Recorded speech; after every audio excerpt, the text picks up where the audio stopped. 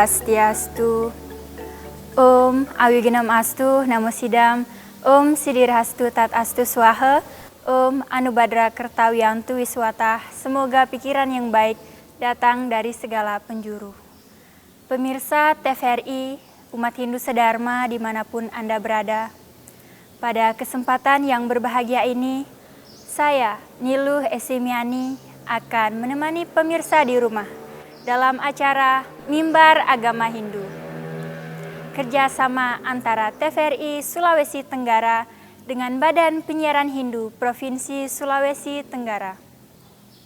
Pemirsa TVRI, umat Hindu sedharma dimanapun Anda berada, pada kesempatan kali ini tidak henti-hentinya kita memanjatkan puji dan syukur kehadapan Ida Sang Hyang Widiwasa, karena kita telah diberikan anugerah, kesehatan, keselamatan, dan kelancaran dalam menjalani aktivitas sehari-hari.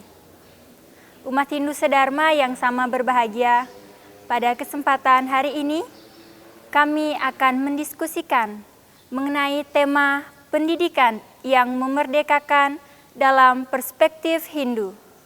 Nah, untuk membahas hal tersebut, di studio telah hadir 2 orang narasumber yang sangat luar biasa. Untuk itu, mari kita mengenal lebih dekat kedua narasumber tersebut. Narasumber yang pertama ada Bapak Gede Redianta, SPDH. Om Swastiastu, Pak. Beliau merupakan pengurus di Badan Penyiaran Hindu Provinsi Sulawesi Tenggara dan juga merupakan seorang guru agama Hindu di Sekolah SMP Negeri 4 Kendari. Dan kita beralih ke narasumber yang kedua, ada Ibu Gusti Ayu Kadek Arni Swedawati, SPD MPD. Om Swastiastu, Bu.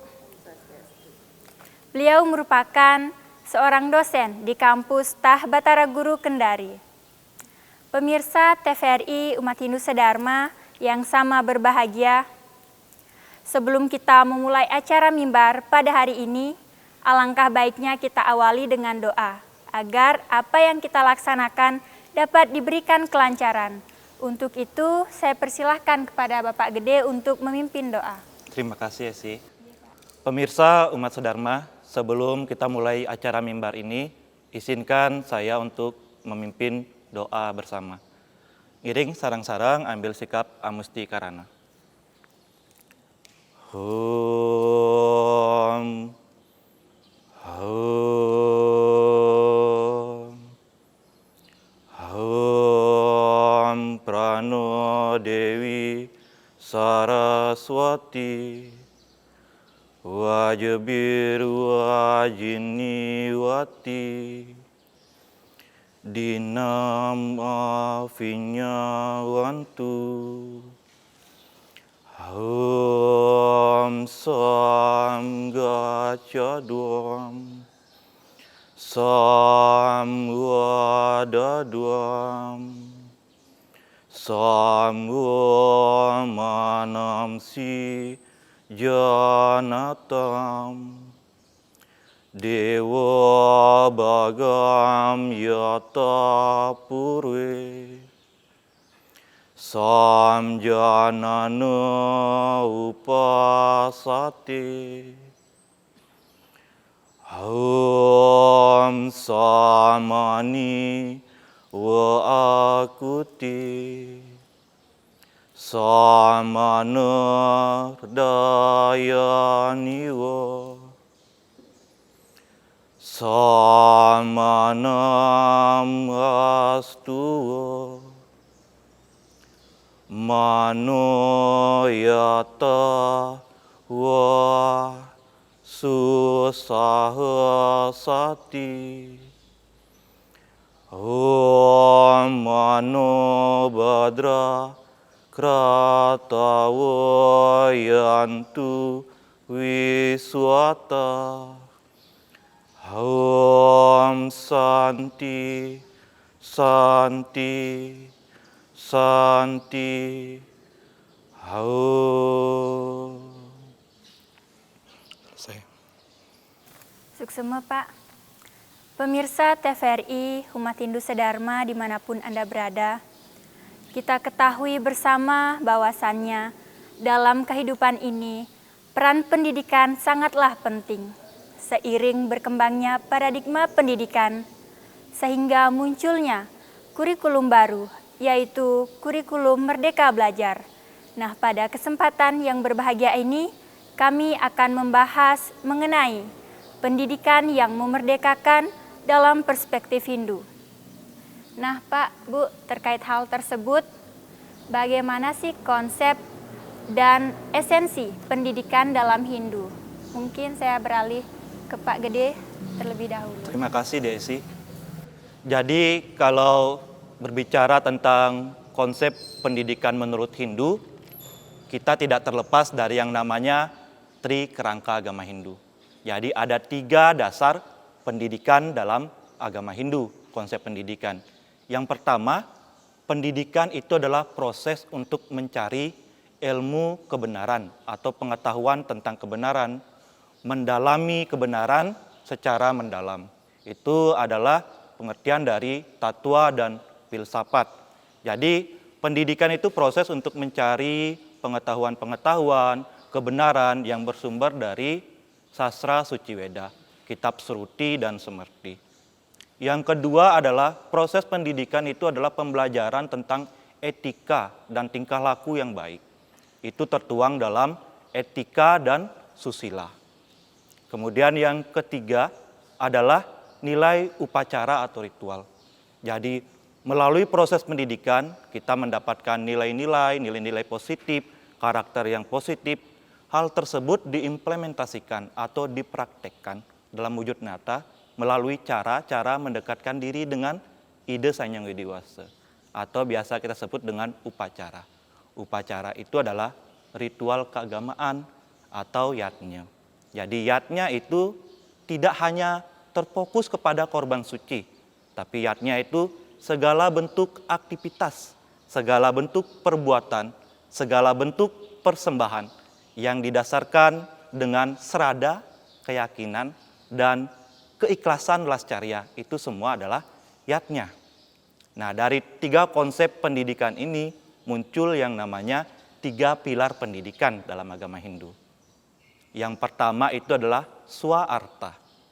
Swaarta berarti pendidikan itu adalah proses meningkatkan kualitas diri sendiri melalui ajaran Trikaya Parisuddha dan pengendalian diri. Kemudian yang kedua itu adalah parama arta. Parama arta berarti proses pendidikan itu untuk menggali nilai-nilai, sehingga nilai-nilai karakter positif itu nantinya akan dikembangkan atau digunakan untuk pelayanan dan pengabdian kepada masyarakat atau kepada sesama. Kemudian yang ketiga adalah parama arta. Jadi parama arta itu ibaratnya adalah implementasi. Artinya nilai-nilai yang kita peroleh dalam pendidikan, itu kita gunakan sebagai pedoman untuk penuntun tingkah laku kita. Untuk menuntun tingkah laku kita agar berguna untuk sesama, kemudian untuk mencapai yang namanya kebahagiaan jasmani dan rohani. Moksatam jagatita. Jadi itu dulu Desi, terima kasih. Suksema Pak atas penjelasannya. Mungkin dari Bu Ayu bisa menambahkan jawaban dari Bapak Gede. Silahkan Bu. Suksema atas waktunya sih. Seperti yang dikatakan oleh tadi Pak Redi ya. Esensi dari hidup itu adalah kita mencapai moksartam jagadita. Jadi pendidikan agama Hindu bertugas sebagai dinamisator sekaligus sebagai motivator bagi para sisya atau para umat agama Hindu dalam bertingkah laku. Nah, kenapa bertingkah laku ini harus diatur? Karena kita memiliki tujuan dalam hidup. Nah, tujuan hidup umat Hindu sudah diatur dalam Bhagavad Gita, yaitu Moksartam Jagadita Yacaiti Dharma. Jadi dalam menjalani kehidupan kita harus memahami, menghayati, bahkan mengamalkan ajaran agama agar kedamaian lahir batin serta kesejahteraan dunia akhirat dapat kita nikmati. Nah, karena begitu pentingnya ya tujuan hidup itu dan untuk mewujudkannya diperlukan pendidikan agama Hindu, Sehingga konsep dan esensi pendidikan agama Hindu sangat besar. Kenapa? Karena bertugas untuk membentuk karakter anak bangsa yang spiritual, religius, dan beretika. Nah, ketiga hal ini harus kita tidak hanya kita hayati, tapi kita implementasikan dalam menjalani kehidupan sehingga sekali lagi tujuan hidup kita yang utama yaitu Moksartam Jagadita dapat tercapai. Demikian, saya kembalikan ke Esi. Baik Bu, terima kasih atas penjelasannya. Dari konsep dan esensi pendidikan dalam Hindu jelas bahwa berkaitan erat juga dengan tujuan hidup manusia, yaitu Moksartam Jagadita Yacaiti Dharma. Nah, pasti di dalam pendidikan itu memiliki tujuan. Nah, apa sih tujuan pendidikan itu dalam agama Hindu? Mungkin dari Ibu Ayu bisa menjelaskan tujuan pendidikan itu. Ya, berbicara tentang tujuan ya, segala hal yang kita lakukan di dunia ini pasti memiliki tujuan, apapun itu, ya kan? Terlebih lagi berbicara tentang pendidikan. Seperti halnya pendidikan umum dan agama-agama lain, tentu saja agama Hindu memiliki tujuan dalam proses pendidikannya. Tujuan pendidikan agama Hindu tertuang dalam Kemendikbud tahun 2014 kalau tidak salah ya. Ada dua tujuan agama Hindu. Yang pertama adalah menumbuh kembangkan motivasi belajar, serada dan bakti dari peserta didik. Kemudian yang kedua adalah menumbuhkan insan yang dalam perilakunya mencerminkan Moksartam Jagadita. Jadi ada dua dasar tujuan pendidikan agama Hindu. Nah, untuk dapat mewujudkan tujuan ini, otomatis ada hal-hal yang harus kita lakukan. Nah, dapat kita lakukan dengan melaksanakan ajaran Catur Purusa Arta.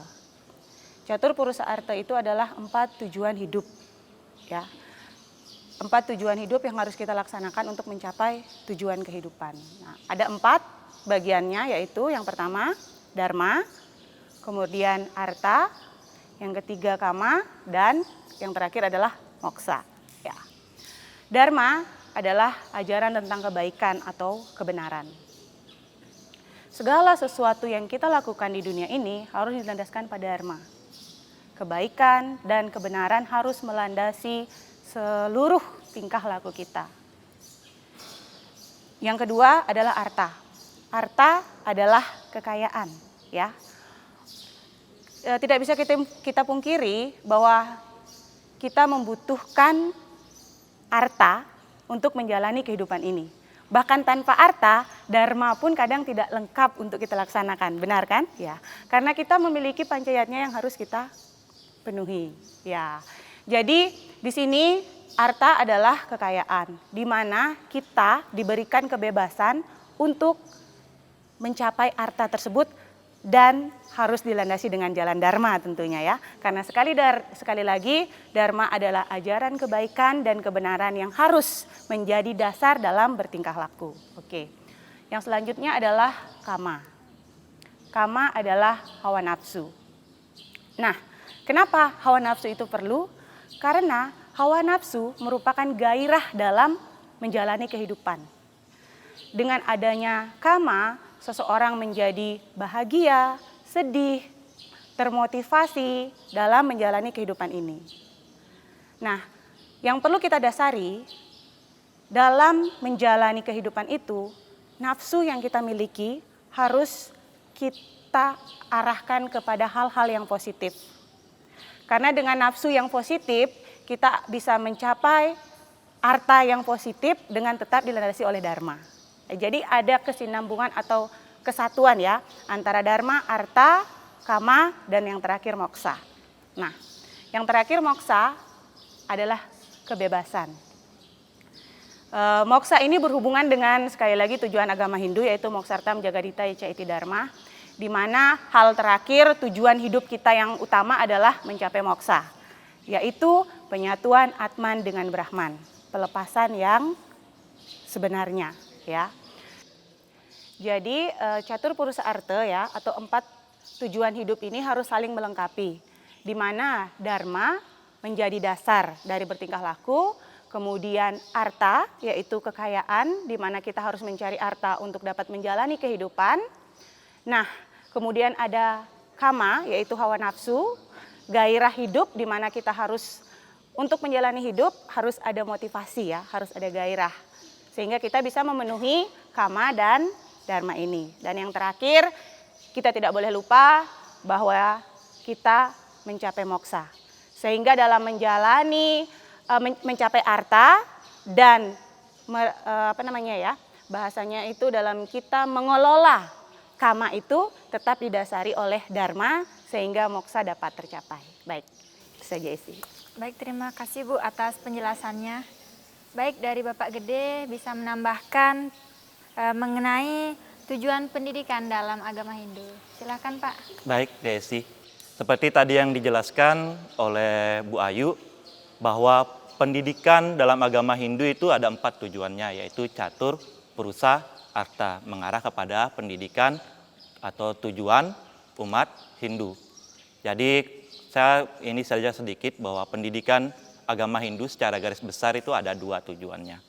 Yang pertama sudah disinggung sama Bu Ayu tadi, untuk meningkatkan srada dan bakti. Untuk meningkatkan srada dan bakti generasi muda Hindu melalui pembelajaran motivasi dan pengalaman belajar, itu yang pertama. Jadi srada dalam agama Hindu itu ada 5, disebut dengan panca srada atau 5 dasar keyakinan. Itu yang perlu ditingkatkan dalam pendidikan. Yang pertama Brahman srada, percaya dengan adanya ide sang yang dewasa. Atman srada, percaya dengan adanya percikan terkecil dari Brahman atau disebut dengan Atman. Kemudian karma pala srada, percaya dengan adanya hukum karma pala. Kemudian punarbawa srada, percaya dengan adanya kelahiran yang berulang-ulang. Jadi kita hidup di dunia ini itu mengalami kelahiran yang berulang-ulang untuk memperbaiki karma wasana kita di kehidupan sebelumnya. Kemudian yang kelima, moksa srada, percaya dengan adanya kebebasan tertinggi, di mana Atman telah menyatu dengan Brahman dan mencapai keadaan Sat Chit Ananda atau kebahagiaan yang abadi. Kemudian tujuan pendidikan yang kedua adalah menumbuhkan generasi muda Hindu yang dapat mewujudkan karakter-karakter positif moksatam jagatita dalam kehidupannya. Jadi karakter-karakter positif generasi muda Hindu ini bisa diwujudkan dengan beberapa konsep. Yang ambil sedikit saja karena konsep dalam agama Hindu tentang pembelajaran karakter positif itu sangat banyak. Yang pertama itu dasa parama arta. Dasa parama arta adalah 10 nilai-nilai atau sifat mulia yang harus dimiliki oleh setiap insan agama Hindu. Yang pertama yaitu tapa. Tapa itu artinya adalah pengendalian diri. Jadi kita semua harus punya yang namanya pengendalian diri. Pengendalian diri ini ada yang namanya pengendalian diri tahap jasmani, ada yang namanya pengendalian diri tahap rohani. Ada yama brata dan ada niyama brata. Kemudian yang kedua yaitu brata. Brata artinya mengekang hawa nafsu. Jadi contoh kayak hari raya Siwaratri itu ada 3 brata yang kita lakukan. Yang pertama upawasa, menahan lapar, mengendalikan hawa nafsu rasa lapar. Yang kedua jagra. Jagra artinya selalu sadar, eling ya, tidak melakukan kejahatan atau diaplikasikan dengan tidak tidur, bergadang. Kemudian berata yang ketiga itu mono. Mono artinya menjaga ucapan, menjaga kaike kita, wacike kita, dan manacike kita, agar terhindar dari hal-hal yang kita keluarkan ucapan ini menjadi ucapan yang kotor. Jadi mono itu diaplikasikan dengan pada saat hari raya Siwaratri itu tidak berbicara. Kemudian yang ketiga yaitu samadhi. Samadhi yaitu menghubungkan diri dengan ide Sang Yang Widi Wasa. Jadi pemirsa umat sedharma, menghubungkan diri dengan ide Sang Yang Widi Wasa itu contohnya seperti melaksanakan atau melakukan trisandil. Jadi sembahyang secara rutin 3 kali sehari. Kemudian dengan melakukan semaranam atau berjapa. mengulang nama-nama suci Tuhan. Kalau tiang biasa lakukan itu sebelum tidur, seharusnya tengah malam jam 12, tapi karena tidak bisa bergadang ke sekolah kan, jadi dilakukan sebelum tidur. Itu tahapannya tetap dari awal penyucian dulu, selesai penyucian baru Gayatri Mantram, selesai Gayatri Mantram baru nama Smaranam berjapa, menyebutkan nama Siwa secara berulang-ulang. Om Namah Siwaya, Om Namah Siwaya, itu diulang-ulang. Bisa 3 kali, 7 kali, 9 kali, sampai 108 kali. Kemudian yang berikutnya itu adalah Santa.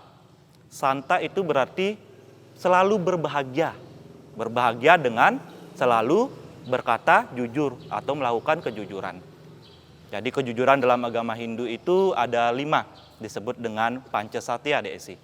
Jadi Satya Wacana, setia pada perkataan. Satya Laksana, setia pada perbuatan. Satya Semaya, setia kepada janji. Satya Mitra, setia kepada teman. Dan yang paling penting adalah Satya Redaya, setia kepada kata hati, setia kepada sang Atman atau sang diri. Jadi ada perbedaan antara kata hati dan pikiran. Pikiran masih bisa keliru, salah. Kata hati tidak bisa keliru atau salah.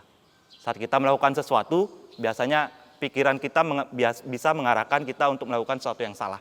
Tetapi ada kayak kletek bayu yang mengingatkan kita di dalam, jangan lakukan itu salah. Itu adalah kata hati. Itu bersumber dari sang Atman.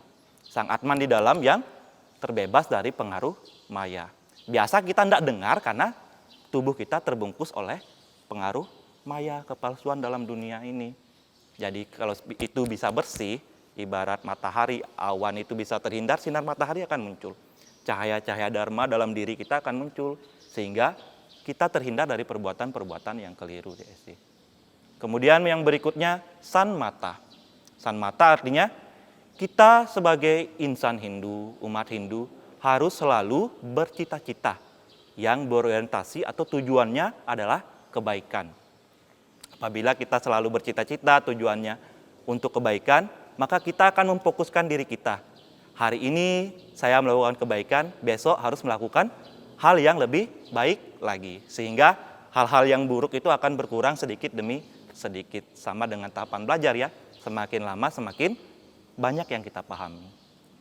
Selanjutnya karuni.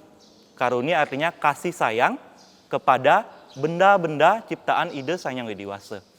Itu dengan cara menjaga dan mengelola sumber daya alam dengan baik. Kalau kita dikasih kekayaan, dikasih harta, gunakan harta itu 40% untuk yatnya. Selebihnya untuk memenuhi kebutuhannya kita, baru yang selebihnya untuk ditabung untuk masa depan. Jadi tetap fokus terbesarnya adalah melaksanakan persembahan suci secara tulus ikhlas DSI. Kemudian upeksa. Upeksa itu nilai atau sikap yang selalu memaafkan. Tidak menyimpan dendam, selalu mengalah demi kebaikan. Kemudian mudita. Mudita itu sopan, bersahabat, dan selalu berusaha menyenangkan hati semua orang. Dan yang ke-10 itu adalah maitri. Maitri adalah bersikap ramah dan lemah lembut.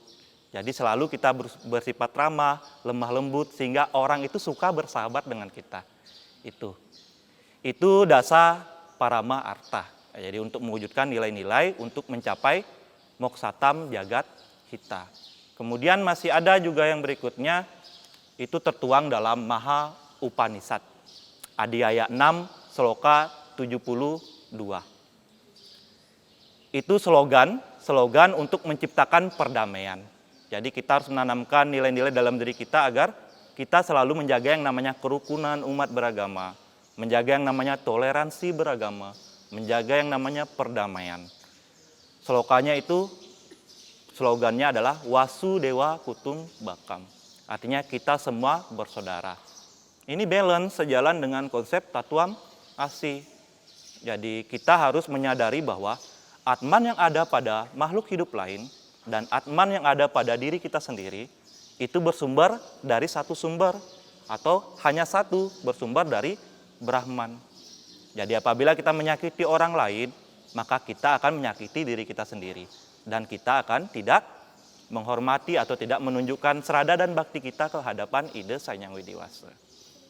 Nah, untuk konsep yang paling penting untuk pendidikan ini, itu adalah Trihita Karana. Menjaga hubungan yang harmonis. Yang pertama antara manusia dengan Tuhan. Apabila kita fokus dengan ngaturang ngayah, bakti, maka pikirannya kita akan menjadi lebih bercahaya. Aura positifnya kita akan lebih keluar. Dan karakternya kita, perilakunya kita akan lebih terfokus kepada hal-hal yang positif. Kemudian yang kedua, Trihita Karana itu yang pertama perhayangan itu ya, hubungan harmonis antara manusia dengan Tuhan. Yang kedua itu adalah palemahan. Yang tadi itu sifatnya vertikal, hubungan ke atas. Yang kedua dan ketiga ini sifatnya adalah horizontal, hubungan kepada sesama manusia. Jadi dengan berdana punya, bersedekah, kemudian tolong menolong, tuh nilai-nilai itu kalau generasi muda kita punya semua nilai-nilai itu, maka saya jamin, bisa dijamin bahwa generasi emas kita ini, generasi emas menyambut generasi emas 2045, itu akan terwujud generasi yang nilai agama, nilai spiritualnya itu lebih tinggi. Sehingga perbuatan yang baik itu akan lebih banyak daripada perbuatan yang tidak baik. Makanya saya paling tidak suka kalau ada yang berdebat masalah agama. Karena apa? Saya lebih suka kalau orang menjalankan agamanya, umat lain menjalankan agamanya dengan baik, maka perbuatan yang jahat itu, perbuatan yang tidak baik itu akan berkurang. Semakin banyak orang melakukan kebaikan. Karena apa? Semakin banyak orang yang beragama. Karena agama itu mengajarkan tentang nilai-nilai luhur, nilai-nilai kebaikan. Kemudian palemahan. Yang tadi pawongan, hubungan harmonis antara manusia dengan manusia. Kemudian adalah palemahan. Hubungan yang harmonis manusia dengan alam. Jadi apabila kita bakti, kemudian menghargai alam, kemudian memanfaatkan sumber daya alam dengan baik, maka tidak akan ada yang namanya musibah. Manusia dan alam kan saling membutuhkan. Kita membutuhkan alam untuk memenuhi kebutuhannya kita, alam membutuhkan manusia untuk melestarikannya. Dan tidak akan ada yang namanya bencana. Kita tidak menebang pohon secara sembarangan, tidak menimbulkan banjir. Kemudian tidak melakukan pengeboran atau mencari sumber daya alam secara ilegal, maka tidak akan yang ada yang namanya lumpur lapindo, seperti itu. Banyak bencana alam yang disebabkan oleh manusia itu bisa kita hindari. Seperti itu DSI. Jadi untuk mencapai yang namanya nilai-nilai untuk mewujudkan Moksatam Jagat Hita dalam pendidikan untuk tujuan agama Hindu. Terima kasih. Baik, terima kasih Pak atas penjelasannya. Pemirsa TVRI Umat Hindu Sedharma yang sama berbahagia, sangat menarik sekali pembahasan kita pada hari ini. Namun bincang-bincang akan kita lanjutkan setelah jeda pariwara berikut ini. Tetaplah bersama kami dalam acara Mimbar Agama Hindu.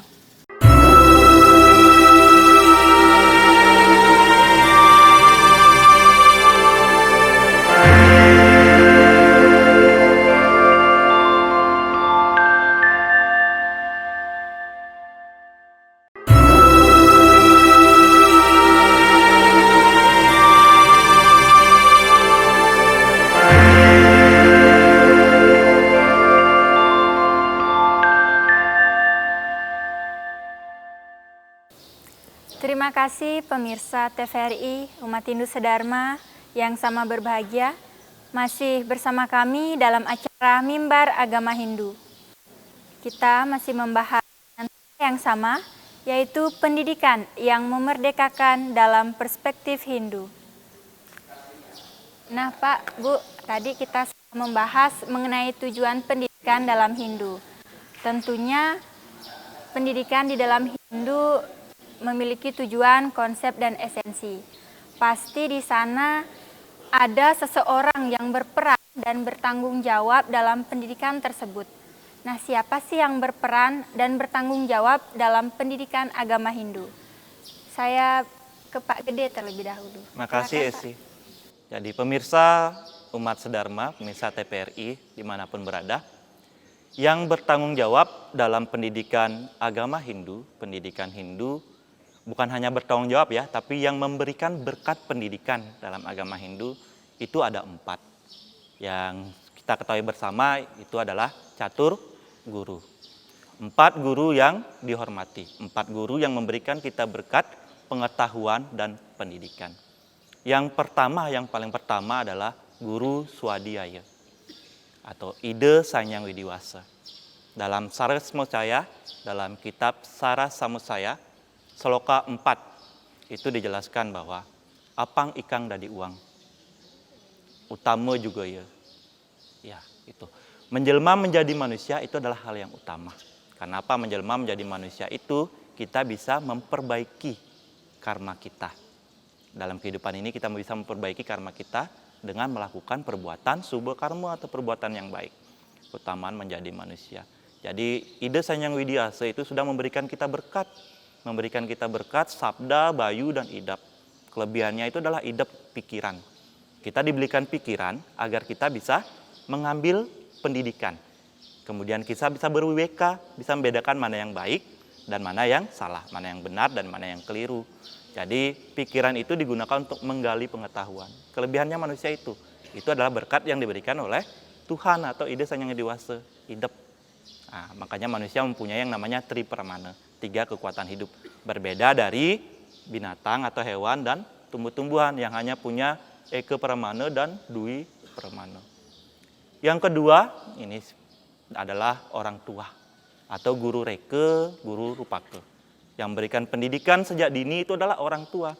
Makanya sejak dini kita perlu menanamkan yang namanya pendidikan agama, nilai-nilai agama pada anak kita. Karena kita ketahui bersama bahwa anak itu memiliki yang namanya masa emas.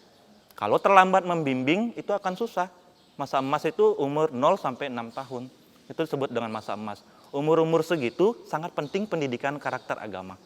Penanaman nilai-nilai positif. Nah, nanti berikutnya baru mereka bisa kembangkan sendiri. Dan tetap juga guru reke ini membimbing itu, orang tua membimbing dari baru anak dalam kandungan.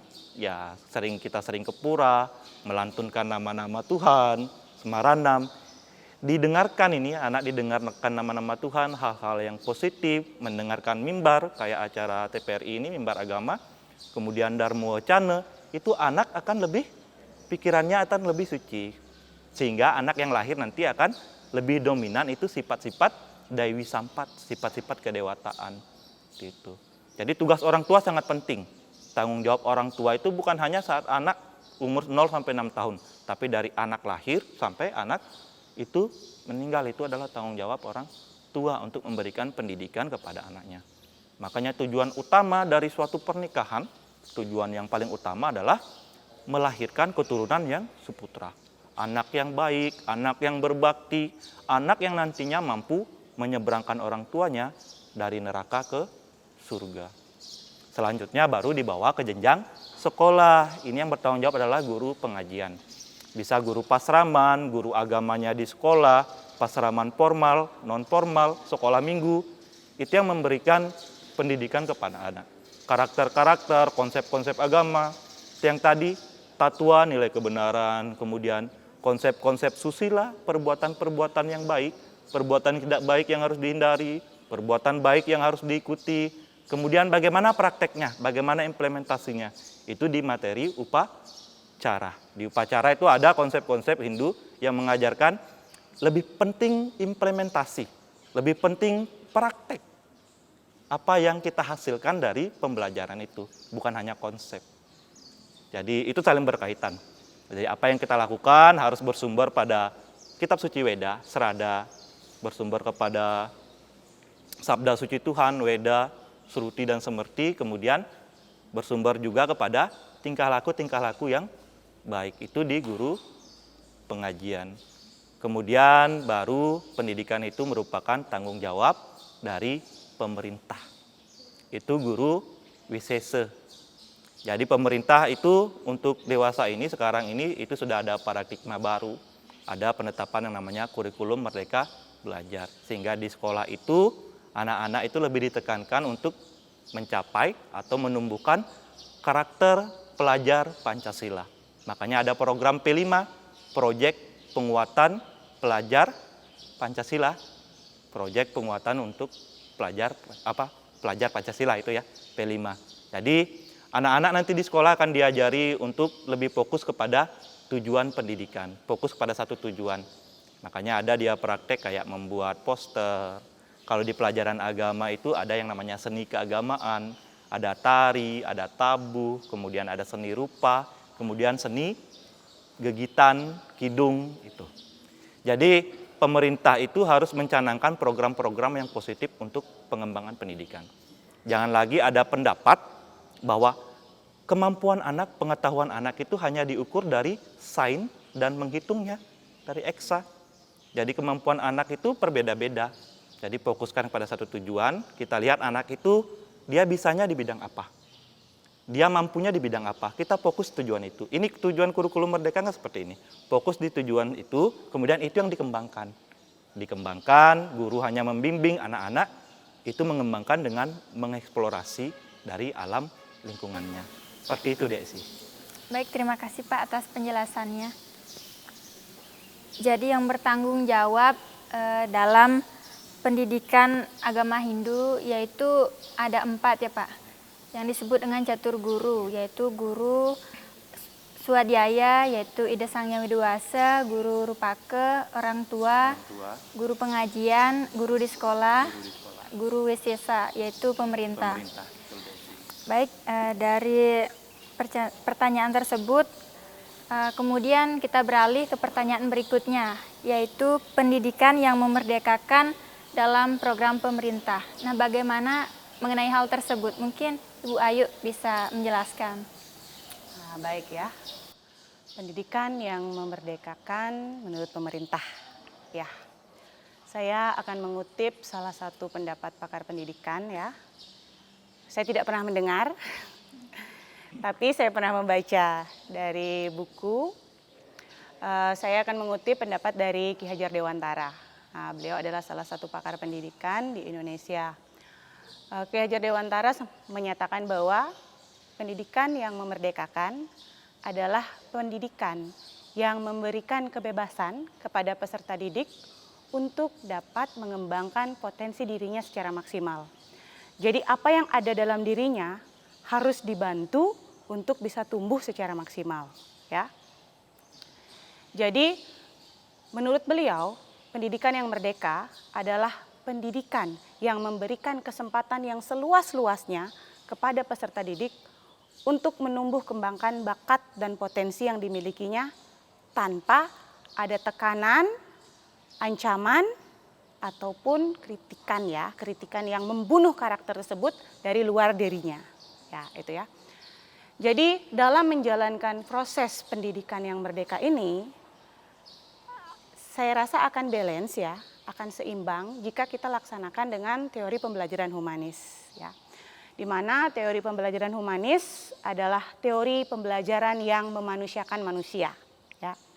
Dalam teori belajar humanis, seorang peserta didik atau sisya ya dalam istilah agama Hindu, sisya itu dilihat sebagai manusia yang utuh ya.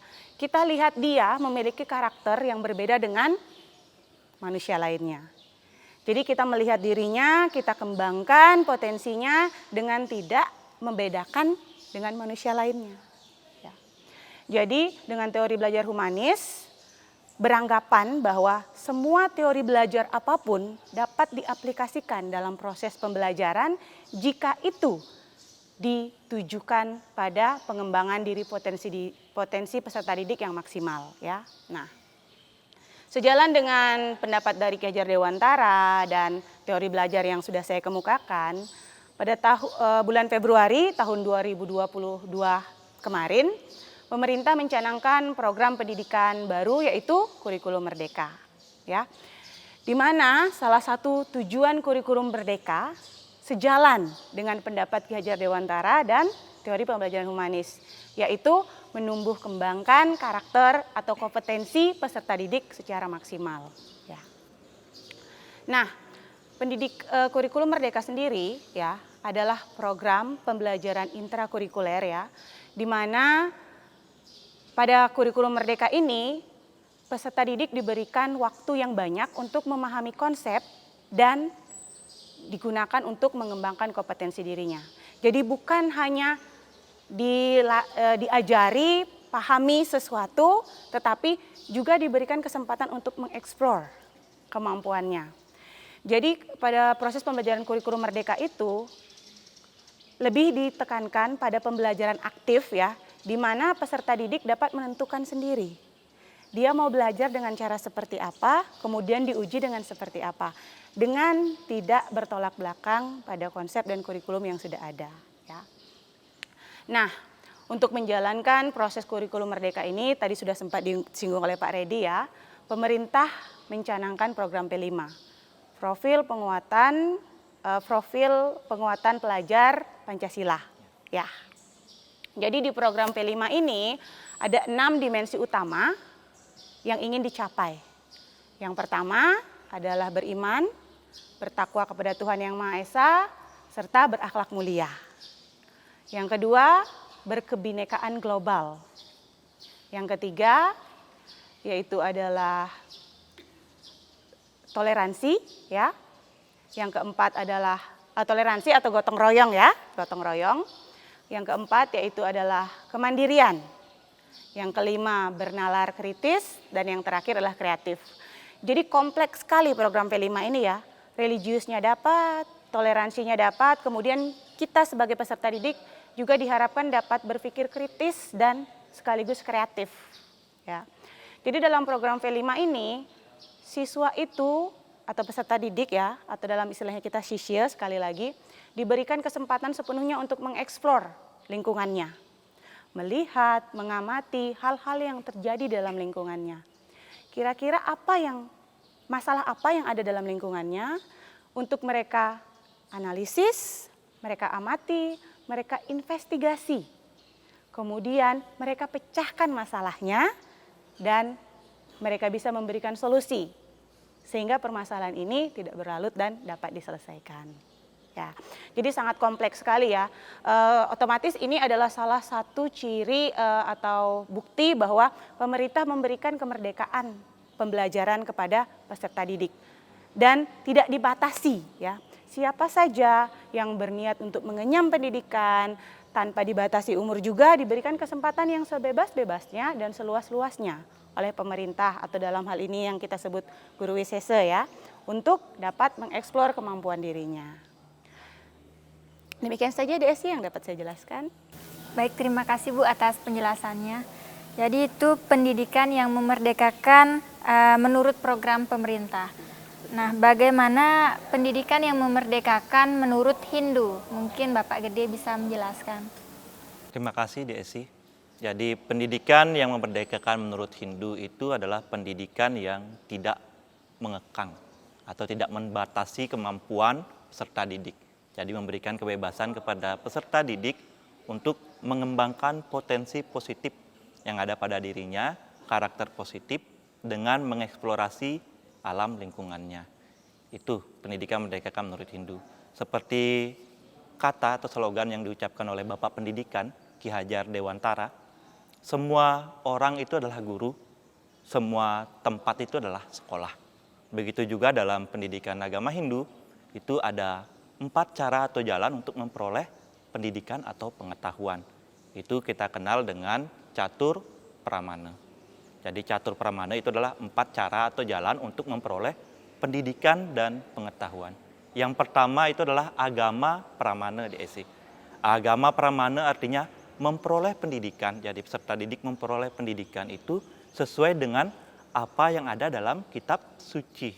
Sumber hukum kitab suci ada Sruti, Semerti, Sila, Acara, dan Atmanasuti. Kemudian ada sumber-sumber lain seperti Nibanda, itu Bisamo-Bisamo. Itu. Jadi agama pramana itu juga berarti dari penyaksian orang-orang suci. Jadi apa yang ada dalam pelajaran agama itu adalah apa yang bersumber dari kitab suci. Itu yang perlu digali oleh peserta didik, itu cara yang pertama. Kemudian cara yang kedua itu melalui pengamatan langsung terhadap objek. Apa yang kita amati sehingga kita memperoleh pendidikan yang baru. Itu disebut dengan pratyaksa pramana. Pengamatan ini tentunya melalui atau menggunakan panca indriya. Panca indriya dalam agama Hindu yang pertama itu adalah panca budi indriya. 5 indriya untuk mengetahui. Yang pertama adalah indria penglihatan, caksundriya, itu mata. Di mata kita gunakan untuk melihat. Kemudian srotendriya, indria untuk mendengar, telinga. Kemudian granendriya, indria untuk mencium, hidung. Mencium bau ya, mencium bau, hidung, bukan mencium yang lain. Kemudian ada jihwendriya. Jihwendriya adalah indria perasa, ya, lidah. Sehingga kita tahu, oh ini rasanya manis, ini rasanya pahit. Itu menggunakan indera perasa, lidah. Kemudian yang terakhir adalah tuakindriya. Indria untuk merasakan.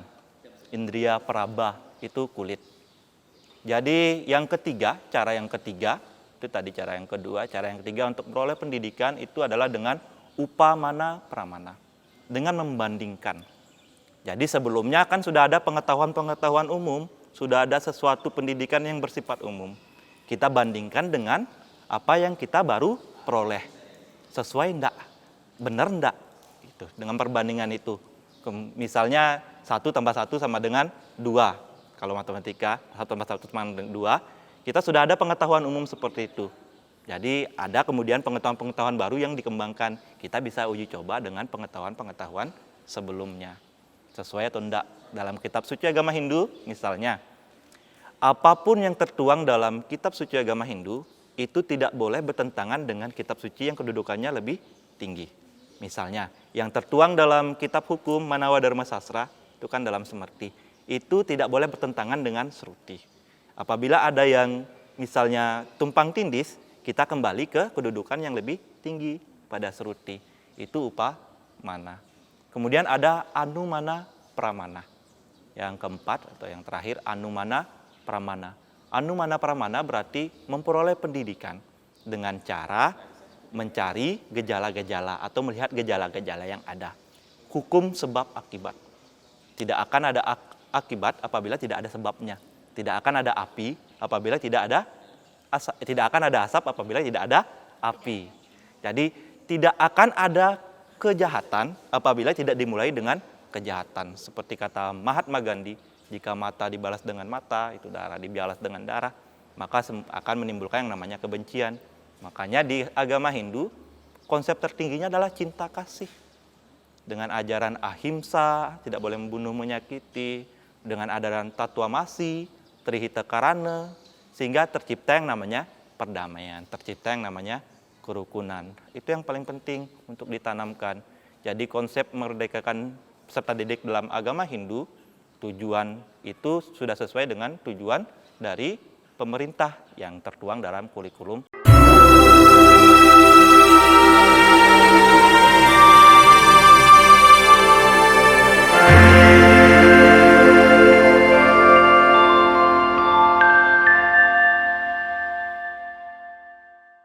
Terima kasih pemirsa TVRI Umat Hindu Sedharma dimanapun Anda berada, masih bersama kami dalam acara Mimbar Agama Hindu. Masih membahas tema yang sama, yaitu pendidikan yang memerdekakan dalam perspektif Hindu. Nah Pak, Bu, tadi kita sudah membahas mengenai esensi, konsep, tujuan, serta pendidikan menurut pemerintah dan menurut Hindu. Nah, mungkin dari Ibu bisa menarik benang merah dari pembahasan kita hari ini. Silahkan, Bu. Jadi bisa saya simpulkan bahwa sebenarnya agama dan pemerintah itu sejalan ya. Mereka memiliki satu pemahaman dan satu tujuan utama dalam mengembangkan potensi maupun karakter peserta didik. Jadi kita harus ingat apapun yang kita lakukan harus tetap dilandaskan oleh Dharma.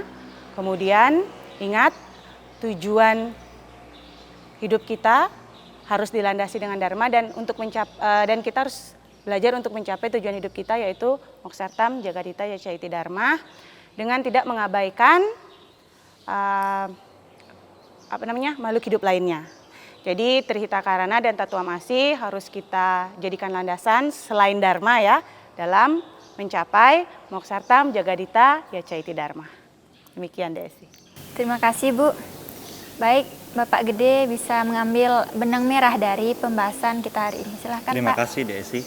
Jadi saya sedikit saja ambil benang merah atau kesimpulan dari mimbar agama Hindu kita hari ini. Itu saya ambil penggalan sloka dari Sastra Weda. Sawidya Yamutstai. Artinya pendidikan itu bertujuan untuk pembebasan atau membebaskan.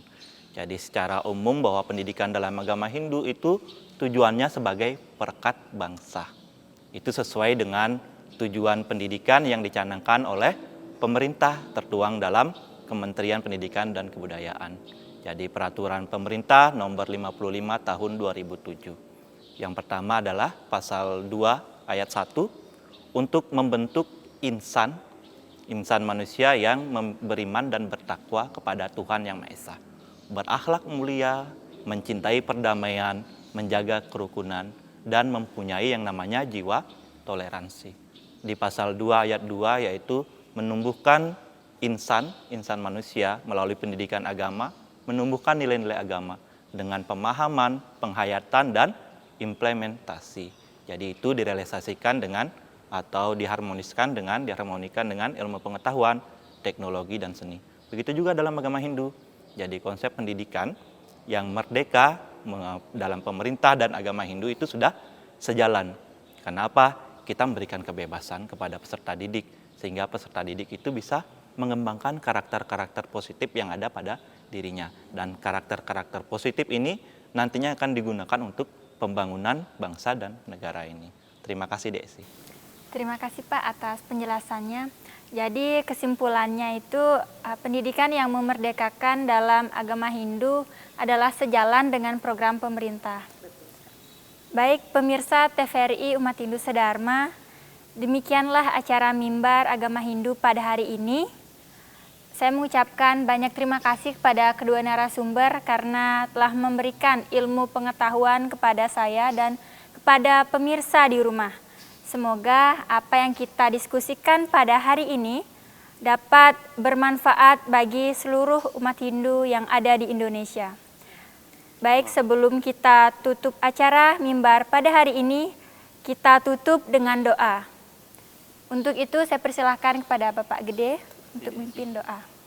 Sebelum kita tutup acara mimbar agama Hindu hari ini, mari kita berdoa secara bersama-sama. Kita ambil sikap Pamusti Karana.